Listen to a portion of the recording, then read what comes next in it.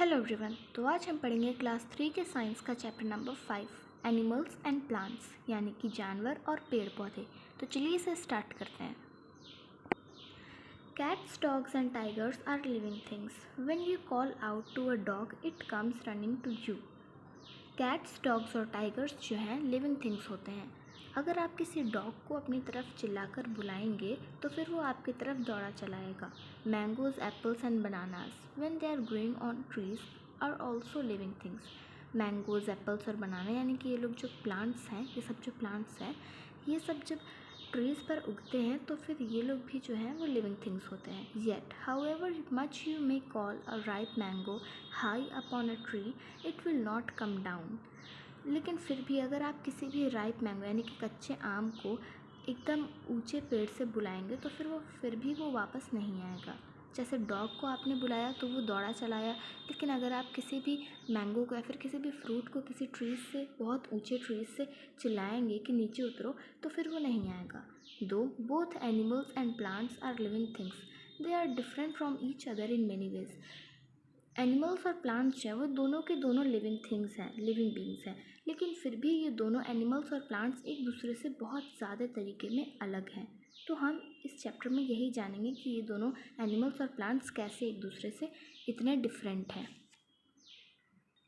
So now our first topic is on animals move about from place to place. जानवर जो हैं वो जगह से एक जगह से दूसरे जगह मूव करते हैं। Why do birds fly from one place to another? ये जो चिड़िया हैं ये एक जगह से दूसरी जगह क्यों उड़ती हैं? Why does a lion roam about in a jungle? अब जो एक लॉयन है वो जंगल में क्यों चिल्लाता है, क्यों अपनी दहाड़ मारता है? They move in search of food. ये जो बर्ड्स हैं, एनिमल्स हैं, बर्ड्स हैं, ये लोग फूड की तलाश में इधर उधर एक जगह से दूसरी जगह पर मूव करते हैं। On the other hand most plants are fixed to the ground, they do not have to search food, they make their own food. अब ये जो एनिमल्स हैं ये सब तो एक जगह से दूसरी जगह मूव करते हैं अपने फूड के लिए, लेकिन फिर भी प्लांट्स और एनिमल्स जो हैं वो दोनों के दोनों लिविंग बींग्स हैं। एनिमल्स मूव करते हैं लेकिन प्लांट्स मूव नहीं करते फूड की तलाश में, क्योंकि वो लोग एक जगह पर फिक्स्ड होते हैं और वो अपना खाना खुद बनाते हैं। जैसे एनिमल्स को ज़रूरत होती है एक जगह से दूसरी जगह अपना खाना ढूंढने में, उसी तरीके से प्लांट्स जो हैं वो अपना खाना खुद बनाते हैं। अब हमारा नेक्स्ट टॉपिक है एनिमल्स ईट प्लांट्स और अदर एनिमल्स। एनिमल्स जो प्लांट्स खाते हैं और ऐसे एनिमल्स जो दूसरे एनिमल्स को खाते हैं। Animals can not make their own food. Animals like cows and buffaloes eat grass, elephants eat sugar cane and so on. Animals like lion, tigers and cats eat other animals.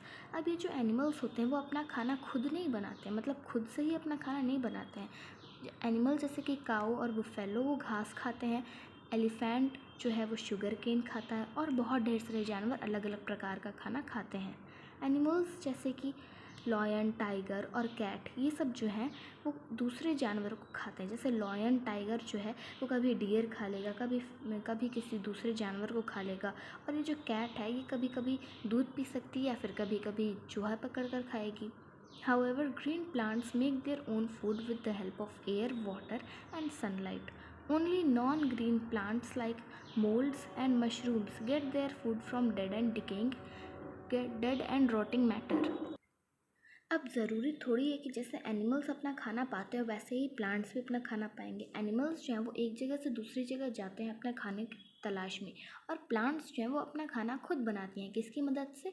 Water, air और sunlight की मदद से। और अब ये भी तो ज़रूरी नहीं है कि हर प्लांट जो है वो ग्रीन ही रहेगा। कुछ ग्रीन होते हैं और कुछ ग्रीन नहीं होते, जैसे किसी दूसरी कलर में होते हैं वो प्लांट। तो ऐसे प्लांट्स जैसे कि मोल्ड्स और मशरूम ये लोग जो हैं वो ग्रीन नहीं होते हैं। इन्हें अपना खाना कैसे मिलता हो? क्योंकि ग्रीन प्लांट्स खाना बनाते हैं।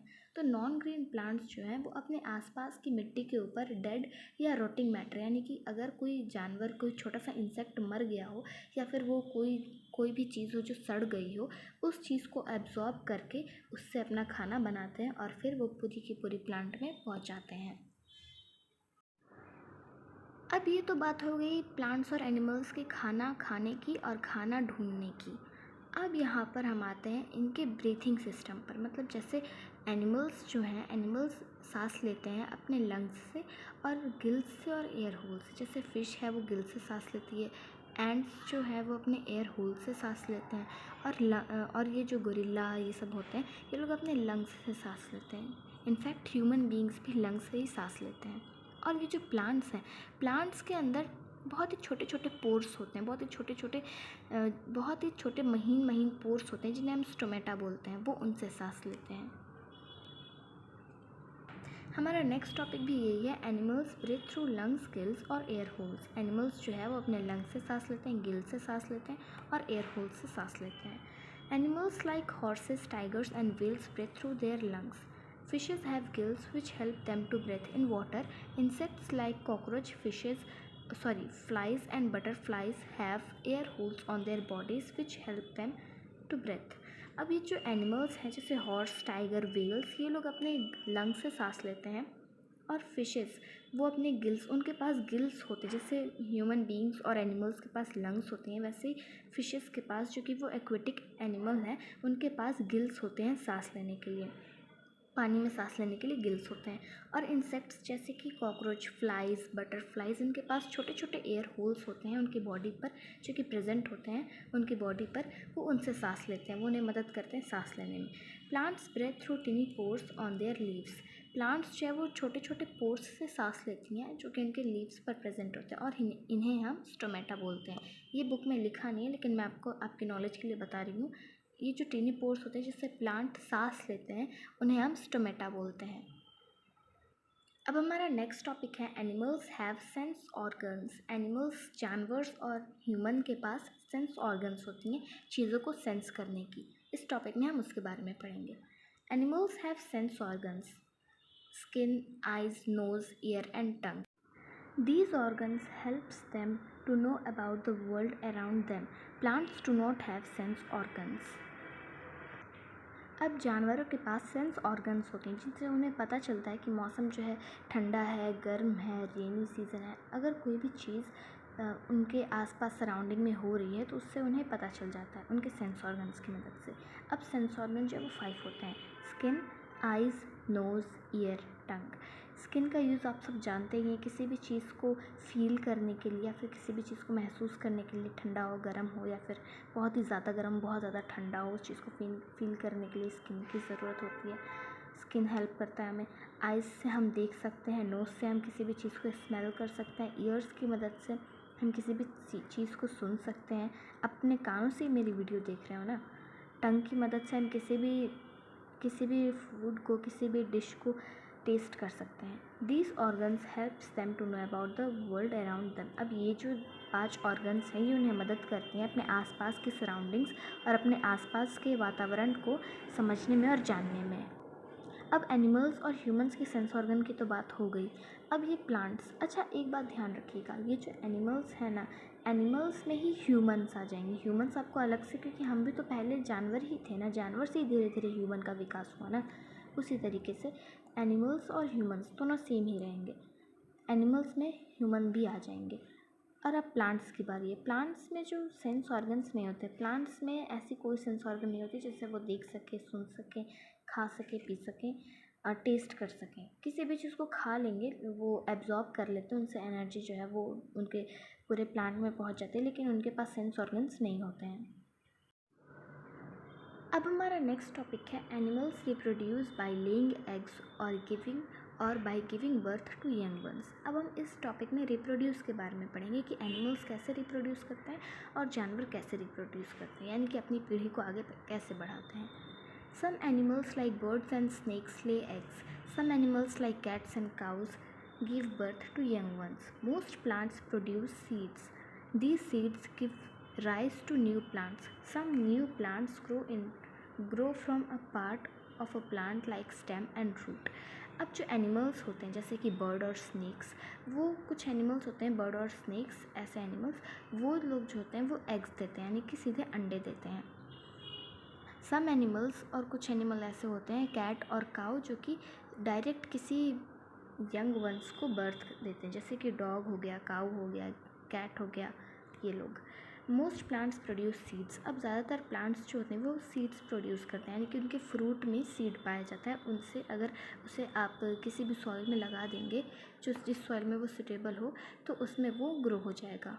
ये सीड्स जो होती हैं वो नए प्लांट्स को जन्म देती हैं। Some new plants grow from a part of plant like stem और रूट। अब जो कुछ प्लांट होती है वो सीड से, ज़्यादातर प्लांट्स जो होती है वो सीड से उगती हैं, लेकिन जो कुछ प्लांट होती हैं वो किसी प्लांट के पार्ट से, जैसे कि स्टेम और रूट।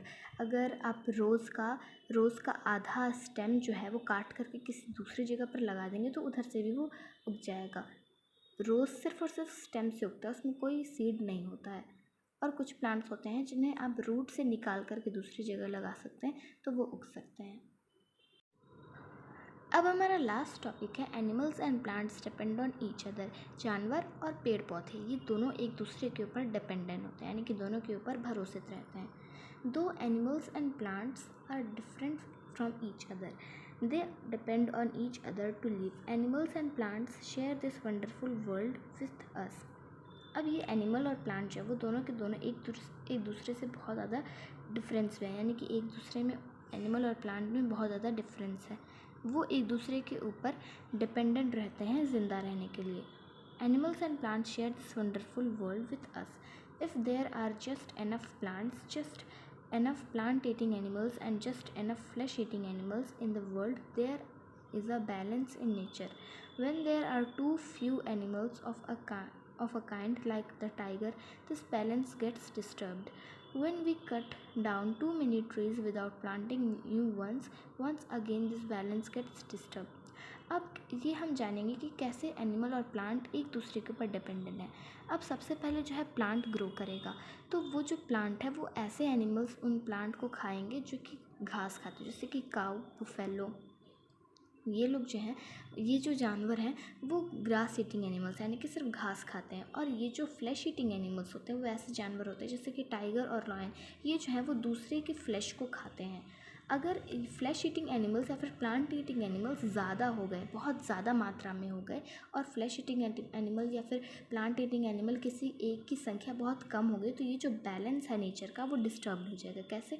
अगर प्लांट ईटिंग एनिमल बहुत ज़्यादा हो गए और फ्लैश ईटिंग एनिमल कम हो गए, तो ये जो ढेर सारे प्लांट ईटिंग एनिमल होंगे ना, ये सारे के सारे पेड़ पौधों को खा के ख़त्म कर देंगे और ह्यूमंस के लिए कुछ नहीं बचेगा, क्योंकि ह्यूमंस को भी तो फूड प्लांट से ही मिलता है ना। गेहूँ, चावल, अनाज, ये सब जो है वो प्लांट से ही मिलता है। हम खुद अपना खाना तो बनाते नहीं हैं। और अगर यहाँ पर सिर्फ और सिर्फ एक काइंड के ही जानवर रहें, जैसे कि टाइगर, तब भी ये बैलेंस डिस्टर्ब हो जाएगा, क्योंकि जो टाइगर है वो सारे के सारे ग्रास ईटिंग एनिमल्स को खा जाएंगे। टाइगर, लॉयन, जितने भी फ्लैश ईटिंग एनिमल्स हैं, अगर इनकी संख्या बढ़ गई तो ये सारे ग्रास ईटिंग एनिमल्स को खा जाएंगे। तो फिर घास, जो पेड़ पौधे खाने वाले जानवर हैं, वो बिल्कुल नहीं बचेंगे और फिर हमें दूध नहीं मिल पाएगा। काऊ से दूध मिलता है, हमें एनिमल प्रोडक्ट नहीं मिल पाएंगे, और जो प्लांट्स हैं उनकी संख्या बहुत ज़्यादा हो जाएगी, उन्हें कंज्यूम करना बहुत मुश्किल हो जाएगा। तब इससे भी जो बैलेंस है वो डिस्टर्ब हो सकता है। और अगर हम बहुत ढेर सारे ट्रीज़ को एक साथ ही काट देंगे, बहुत सारे पेड़ को एक साथ काट देंगे बिना किसी पेड़ को लगाए, बिना किसी नए पेड़ को लगाए, तो तब भी ये बैलेंस जो है वो डिस्टर्ब हो जाएगा, क्योंकि जो प्लांट ईटिंग एनिमल्स हैं इन्हें कहीं प्लांट मिलेगा ही नहीं खाने के लिए। इस वजह से ये पूरा बैलेंस एक बार और डिस्टर्ब हो जाएगा। So we should protect animals like the tiger, we should also grow more trees. तो हमें इन सब बातों को ध्यान में रखते हुए सारे जानवरों को बचाना चाहिए और ज़्यादा से ज़्यादातर पेड़ उगाने चाहिए। तो इसी के साथ हमारा ये चैप्टर ख़त्म होता है। मिलते हैं अगले वीडियो में, तब तक के लिए स्टे सेफ। डिस्टर्ब हो जाएगा, क्योंकि जो प्लांट ईटिंग एनिमल्स हैं इन्हें कहीं प्लांट मिलेगा ही नहीं खाने के लिए। इस वजह से ये पूरा बैलेंस एक बार और डिस्टर्ब हो जाएगा। So we should protect animals like the tiger, we should also grow more trees. तो हमें इन सब बातों को ध्यान में रखते हुए सारे जानवरों को बचाना चाहिए और ज़्यादा से ज़्यादातर पेड़ उगाने चाहिए। तो इसी के साथ हमारा ये चैप्टर ख़त्म होता है। मिलते हैं अगले वीडियो में, तब तक के लिए स्टे सेफ।